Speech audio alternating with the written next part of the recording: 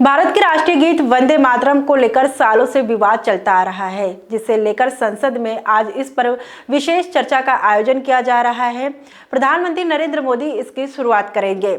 इस मुद्दे पर बहस करने के लिए संसद ने 10 घंटे भी दिए हैं। सवाल उठता है कि क्या हमारे प्रधानमंत्री नरेंद्र मोदी और माननीय सांसद इस बहस को हमेशा के लिए खत्म कर पाएंगे या नहीं, और क्या कुछ कहानी रही है इसके पीछे। चलिए हम आपको बताते हैं। नमस्कार, आप देख रहे हैं टीम मीडिया एक्सपर्ट और मैं हूं आपके साथ सरिता। संसद में राष्ट्रीय गीत वंदे मातरम की 150वीं वर्षगांठ पर आज चर्चा होने वाली है।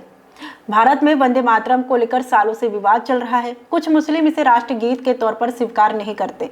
वो न सिर्फ पूरा गीत गाने से इनकार करते हैं, बल्कि वंदे मातरम शब्द का इस्तेमाल करने से भी बचते हैं। इसकी वजह है कि गीत में मातृभूमि को देवी दुर्गा और लक्ष्मी के रूप में दर्शाया गया है। चलिए अब हम आपको बताते हैं कि ये विवाद आखिर कब और कहां से शुरू हुआ। उनका तर्क है कि ये इस्लाम की उस मान्यता के खिलाफ है जो किसी और की पूजा करने की इजाजत नहीं देते। वंदे मातरम सिर्फ एक फिल्मी गाना नहीं है। इसे 1875 में बंगाली लेखक बंकिम चंद्र चट्टोपाध्याय ने लिखा था। बाद में उन्होंने इसे अपनी प्रसिद्ध उपन्यास आनंद मठ में शामिल किया। अंग्रेजों के खिलाफ लड़ने वाले हिंदू धार्मिक संप्रदायों ने इसे अपना युद्ध घोष बनाया। इसने उनके बौद्धिक और शारीरिक विद्रोह को जगाया।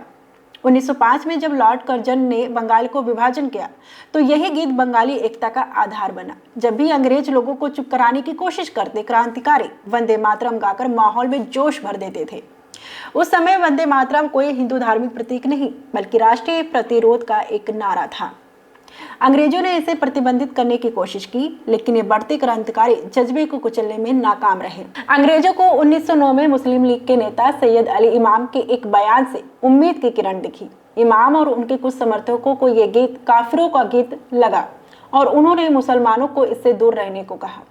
जो नारा बंगाल की एकता का प्रतीक था और राष्ट्रीय आंदोलन में महत्वपूर्ण भूमिका निभा रहा था, वो अंग्रेजों की सांप्रदायिक साजिश का शिकार हो गया। कांग्रेस को एक राष्ट्रगान की जरूरत थी। उन्होंने एक समिति बनाई जिसमें जवाहरलाल नेहरू, सुभाष चंद्र बोस और रविंद्र टैगोर जैसे दिग्गज शामिल थे। टैगोर की सिफारिश पर वंदे मातरम के पहले 2 पैराग्राफ को राष्ट्रीय गीत के तौर पर चुना गया।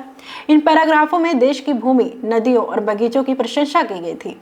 समिति ने बाकी पैराग्राफ छोड़ दिए थे क्योंकि उनमें हिंदू देवी देवताओं का जिक्र था। दोस्तों, संवैधानिक अनिवार्यता से वंचित है वंदे मातरम। 24 जनवरी 1950 को भारत के पहले राष्ट्रपति डॉक्टर राजेंद्र प्रसाद ने कहा कि वंदे मातरम को जन गण मन के समान दर्जा मिलना चाहिए, लेकिन इसे संवैधानिक दर्जा नहीं मिल पाया। संविधान के अनुच्छेद 51(1) के अनुसार हर भारतीय के लिए राष्ट्रगान जन गण मन गाना अनिवार्य है। वंदे मातरम को राष्ट्रीय गीत के रूप में मान्यता मिली, लेकिन इसे गाने के लिए कोई संवैधानिक अनिवार्यता नहीं है। हालांकि तब से समय समय पर इसे विवादों में घसीटा गया है।